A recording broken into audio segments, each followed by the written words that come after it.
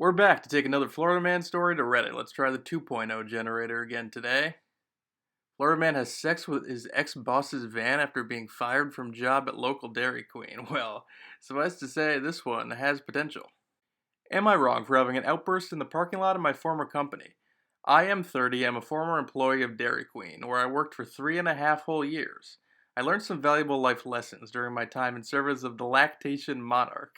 I just love that. And some of my closest friends still work there. I was always a hard worker, and I was willing to put in overtime whenever asked. That's why the events to follow were so upsetting to me. As a manager for the company, my salary was decent.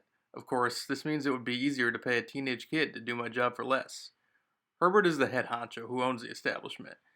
Everyone who has come and gone to this DQ for multiple decades has been at his behest. With no respect, he decided it was my time to go one shift while I was making a cherry dip. "Hey you, get out of here!" I hear. With confusion, I respond, "You want me to go home for the day?" Which seems to make sense, as it is not busy. Herbert responds, "No, you're done for good, Chief. Get your stuff and have a nice life." This job is very important to me, and I think there must be some kind of mistake, but he assures me I am through. I decided I was not going down without making my mark one last time on this place.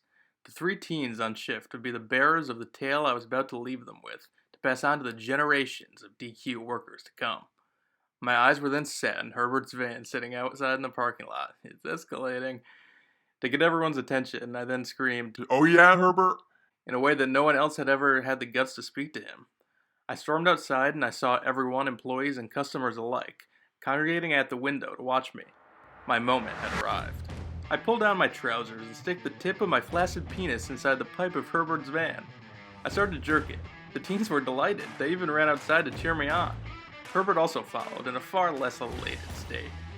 As I made a humping motion inside of his tailpipe, I got quite excited and screamed, "You think you're the Dairy King, but you're just a creamy bitch." Herbert, with his pride now having been violated, attempted to choke me from behind. Little does he know I have a fetish for asphyxiation, and this helped me along the process. I have now incited a rebellion. One of the teens attempts to pull Herbert off of me. Customers are now running outside to try to intercede. Eventually, a full-on brawl breaks out in the parking lot of this Dairy Queen. Nobody wants to touch me as I am standing with my pants down and an erect penis. Herbert, on the other hand, is in the midst of a total conniption. His face tomato red as he screams profanities while he is being pulled away from me. It is at this point I grab my ballsack, lift my arm up, and give him the middle finger before starting my walk home as I pull my pants up. What a Billy Badass. Am I wrong for this explosion of passion upon being fired? This guy's like the Joker of fast food workers or something. He's created a cult out of the youths he used to work with.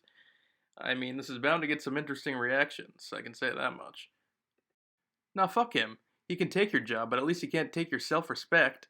Honestly, I'm the one who's a little bit concerned in this case, if this person is not just in on the joke and messing around with me.